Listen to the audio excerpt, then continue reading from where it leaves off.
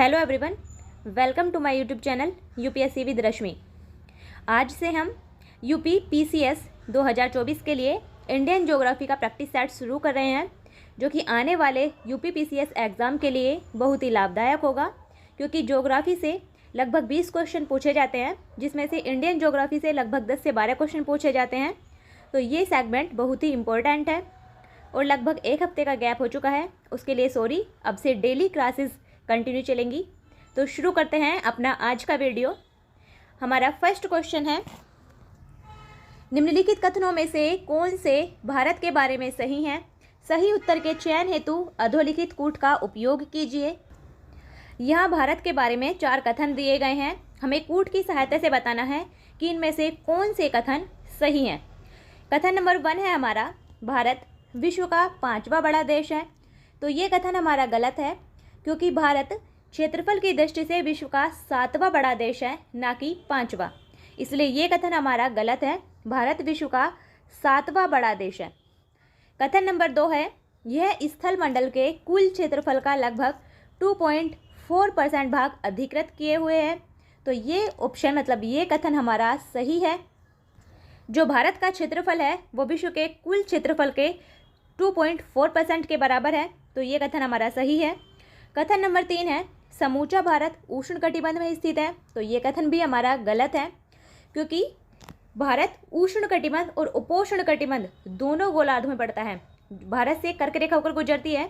कर्क रेखा से जो दक्षिण वाला भाग है वो पड़ता है हमारा उष्णकटिबंध में, और जो कर्क रेखा के उत्तर वाला भाग है वो पड़ता है उपोष्णकटिबंध या कोष्ण शीतोष्ण कटिबंध में। इसलिए समूचा भारत उष्णकटिबंध में स्थित नहीं है। भारत उष्णकटिबंध और उपोष्णकटिबंध दोनों ही कटिबंधों में स्थित है। इसलिए ये कथन भी हमारा गलत है। कथन नंबर 4 है हमारा, 82.5 डिग्री पूर्वी देशांतर का उपयोग भारतीय मानक समय को निर्धारित करने के लिए किया जाता है। तो ये कथन बिल्कुल सही है। भारत का जो मानक समय है, इंडियन स्टैंडर्ड टाइम, वो 82.5 डिग्री पूर्वी देशांतर रेखा के अनुरूप है। तो ये कथन बिल्कुल सही है। इसलिए इसका सही आंसर होगा कथन 2 और 4 सही हैं, यानी ऑप्शन नंबर डी हमारा सही आंसर है। नेक्स्ट क्वेश्चन है, भारतवर्ष आकार में विश्व का ऑप्शन ए 5वां सबसे बड़ा देश है, ऑप्शन बी 6ठा सबसे बड़ा देश है, ऑप्शन सी 7वां सबसे बड़ा देश है, और ऑप्शन डी उपयुक्त में से कोई नहीं। तो इसका सही आंसर है ऑप्शन नंबर सी, 7वां सबसे बड़ा देश है। भारतवर्ष आकार में विश्व का 7वां सबसे बड़ा देश है। जो भारत से बड़े देश हैं आकार के अनुसार यानी क्षेत्रफल के अनुसार, वो हैं रूस, यानी क्षेत्रफल के अनुसार विश्व का सबसे बड़ा देश है रूस। उसके बाद Canada, America, China, Brazil, Australia, फिर भारत, और भारत के बाद आता है अर्जेंटीना, फिर कजाकिस्तान और अल्जीरिया। ये 10 विश्व के क्षेत्रफल के अनुसार सबसे बड़े देश हैं। ये भी आपको याद रखने हैं। रूस, कनाडा, अमेरिका, चीन, Brazil, Australia, Bharat, Argentina, Kazakhstan और अल्जीरिया। नेक्स्ट क्वेश्चन देखते हैं।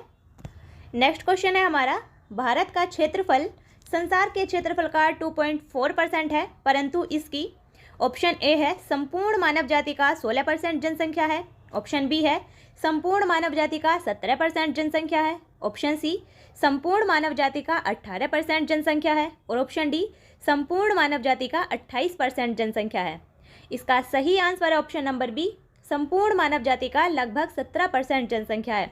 इसमें यही ऑप्शन सही होगा, क्योंकि भारत का क्षेत्रफल विश्व के कुल क्षेत्रफल का 2.4% है, लेकिन भारत की जनसंख्या विश्व की कुल जनसंख्या का 17% से अधिक है। जो वर्तमान में डाटा है उसके अनुसार भारत की जनसंख्या लगभग 142 करोड़ हो चुकी है। तो भारत की जनसंख्या विश्व की कुल जनसंख्या का 17% से अधिक है। क्योंकि इसमें लगभग ऑप्शन दिए हुए हैं, एक्चुअल बिल्कुल सटीक डाटा नहीं है, इसलिए इसका इन ऑप्शन के अकॉर्डिंग सही ऑप्शन होगा option number B. Next question है, भारतवर्ष में लगभग कितने गांव हैं? ऑप्शन है A 5 lakh, option B 6,30,000, option C 8 lakh, और ऑप्शन डी इनमें से कोई नहीं। इसका सही आंसर है ऑप्शन नंबर डी, इनमें से कोई नहीं। क्यों? क्योंकि 2011 की जनगणना के अनुसार भारत में गांवों की कुल संख्या 6,40,932 है। इसलिए इसका सही आंसर है ऑप्शन नंबर डी, इनमें से कोई नहीं, क्योंकि भारत में कुल गांव हैं 6,40,932। नेक्स्ट क्वेश्चन है, निम्नलिखित जोड़ों में से कौन सा जोड़ा सही नहीं है। यहाँ 4 कथन दिए गए हैं, हमें बताना है कि इनमें से कौन सा ऑप्शन गलत है। ऑप्शन नंबर ए है हमारा, भारत का कुल क्षेत्रफल 32.8 मिलियन वर्ग किलोमीटर, तो ये बिल्कुल सही है। कथन नंबर बी है हमारा, यानी ऑप्शन नंबर बी है, भारत का अक्षांशीय विस्तार 8 डिग्री 4 मिनट उत्तरी अक्षांश से 37 डिग्री 6 मिनट उत्तरी अक्षांश, तो ये भी बिल्कुल सही कथन है। ऑप्शन नंबर सी है, भारत का देशांतरीय विस्तार, इसे देशांतरीय विस्तार भी कह सकते हैं, जो कि रेखांशीय विस्तार है, 68 डिग्री 7 मिनट पूर्वी देशांतर से 97 डिग्री 25 मिनट पूर्वी देशांतर, तो ये भी बिल्कुल सही है, क्योंकि भारत का जो देशांतरीय विस्तार है वो है 68 डिग्री 7 मिनट पूर्वी देशांतर से 97 डिग्री 25 मिनट पूर्वी देशांतर। और ऑप्शन नंबर डी है हमारा, भारत में राज्यों की संख्या, इसमें दे रखा है 26, तो ये हमारा गलत है, क्योंकि भारत में राज्यों की संख्या 26 जनवरी 2020 से है 28।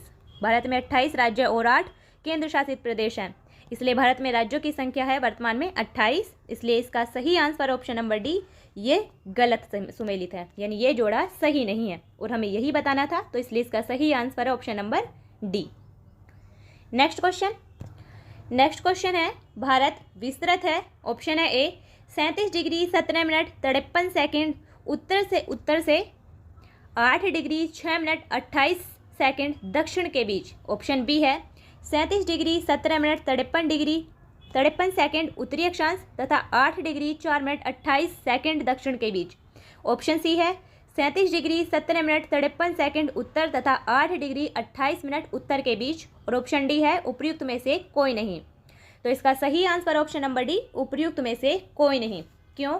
क्योंकि भारत का जो अक्षांशीय विस्तार है वो पूरी तरह उत्तर में आता है, और भारत का अक्षांशीय विस्तार है 8 डिग्री 4 मिनट उत्तरी अक्षांश से 37 डिग्री 6 मिनट उत्तरी अक्षांश के बीच, और इनमें से कोई भी ऑप्शन सही नहीं है, इसलिए इसका सही आंसर है option number D. Next question है, सिक्किम से गुजरने वाला अक्षांश निम्नलिखित में से किस एक से भी होकर गुजरता है। ऑप्शन है A, Rajasthan, option B, Punjab, option C, Himachal Pradesh, option D, Jammu Kashmir. इसका सही आंसर है option number A, Rajasthan. Sikkim से गुजरने वाला अक्षांश राजस्थान से भी होकर गुजरता है, इसलिए इसका सही आंसर है ऑप्शन नंबर ए, क्योंकि जिस अक्षांश पर सिक्किम स्थित है उसी अक्षांश पर राजस्थान भी स्थित है। नेक्स्ट क्वेश्चन है हमारा, कर्क रेखा निम्नलिखित में से किन राज्यों से होकर गुजरती है। नीचे दिए गए कूट से सही उत्तर चुनिए। सबसे पहले बात करते हैं कर्क रेखा की, तो 23.5 डिग्री उत्तरी अक्षांश रेखा को हम कहते हैं कर्क रेखा, जो कि भारत के 8 राज्यों से होकर गुजरती है और भारत के लगभग बीचों बीच से होकर गुजरती है। और भारत के 8 राज्यों से होकर गुजरती है वो हैं गुजरात, राजस्थान, मध्य प्रदेश, छत्तीसगढ़, झारखंड, पश्चिम बंगाल, त्रिपुरा और मिजोरम। तो इनमें से वो कौन से राज्य हैं जिनसे होकर कर्क रेखा गुजरती है।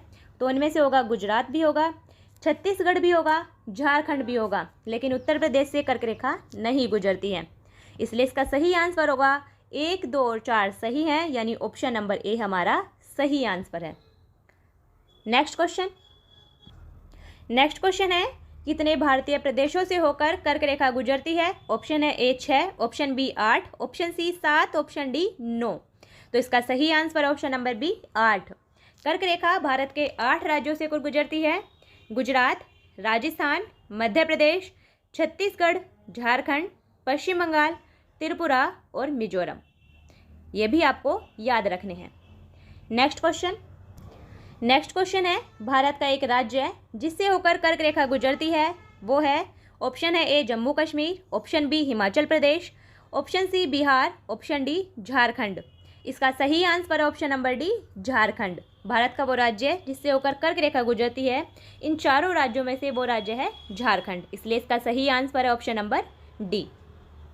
नेक्स्ट क्वेश्चन है, निम्नांकित नगरों में कौन कर्क रेखा से निकटतम दूरी पर स्थित है। ऑप्शन है A Agartala, option B Gandhinagar, option C Jabalpur, option D Ujjain. इसका सही आंसर है option number B Gandhinagar.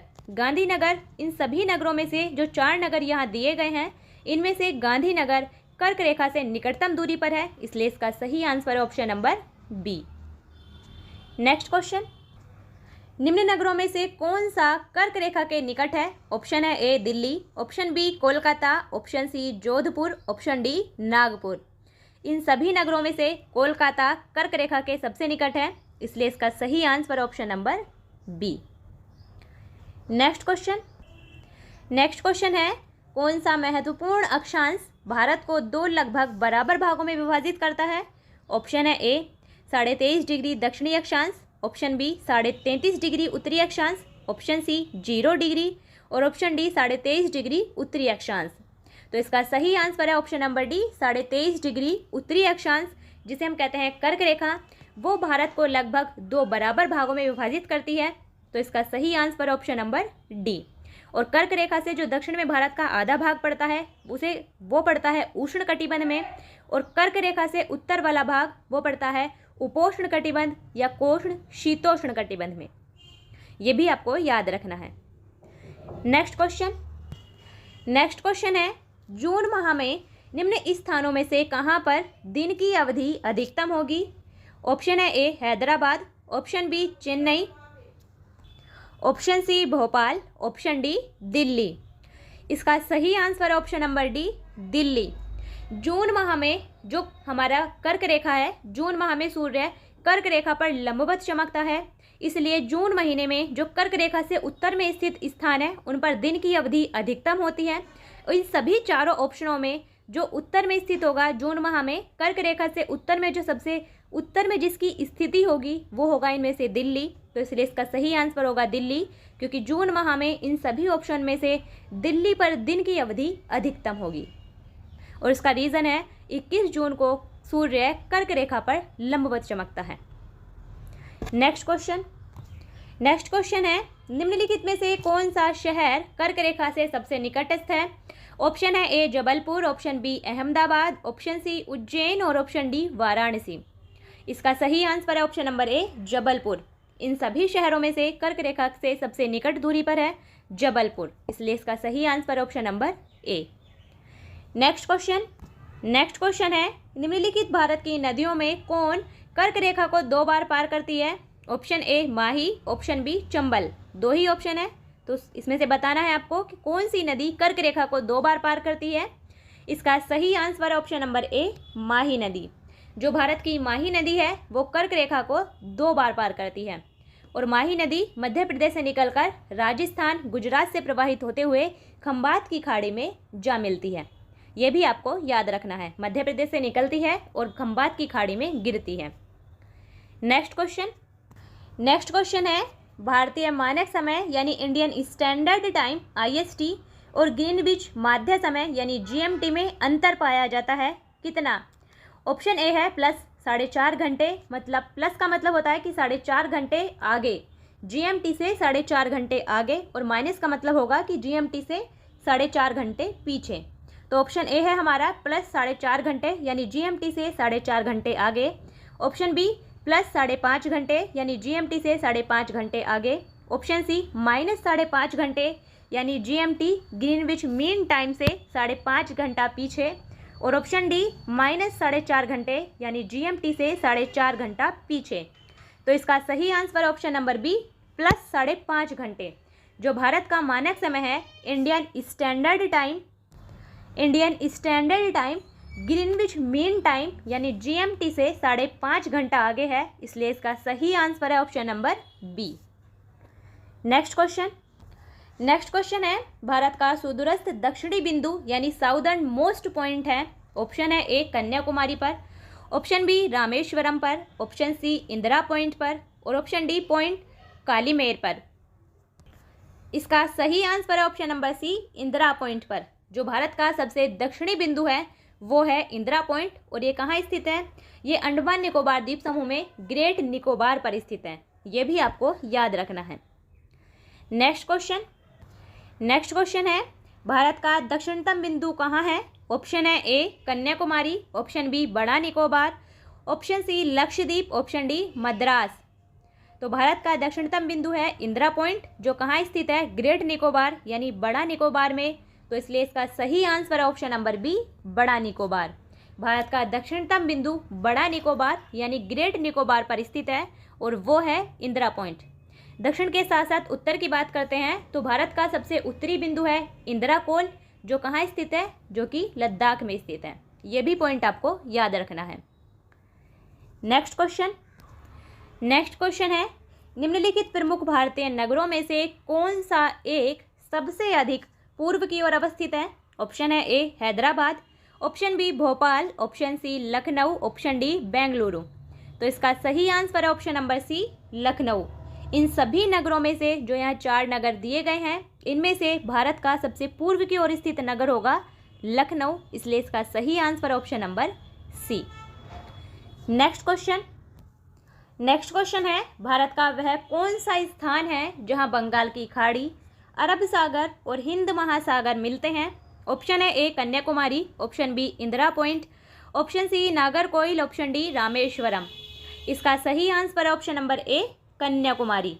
Bharat का वो स्थान जहां बंगाल की खाड़ी, अरब सागर और हिंद महासागर तीनों एक साथ मिलते हैं वो है कन्याकुमारी, इसलिए इसका सही answer option number A Kanyakumari. और कन्याकुमारी को कैप कैमोरिन भी कहते हैं, ये भी आपको याद रखना है। तो ये था हमारा आज का वीडियो जिसमें हमने इंडियन ज्योग्राफी से रिलेटेड क्वेश्चंस डिस्कस किए हैं। फिर कुछ क्वेश्चंस हम नेक्स्ट वीडियो में डिस्कस करेंगे। लगातार वीडियो को देखते रहिएगा, नेक्स्ट वीडियो भी देखिएगा, अच्छे से पढ़िए, रिवाइज करिए। फिर मिलते हैं नेक्स्ट वीडियो।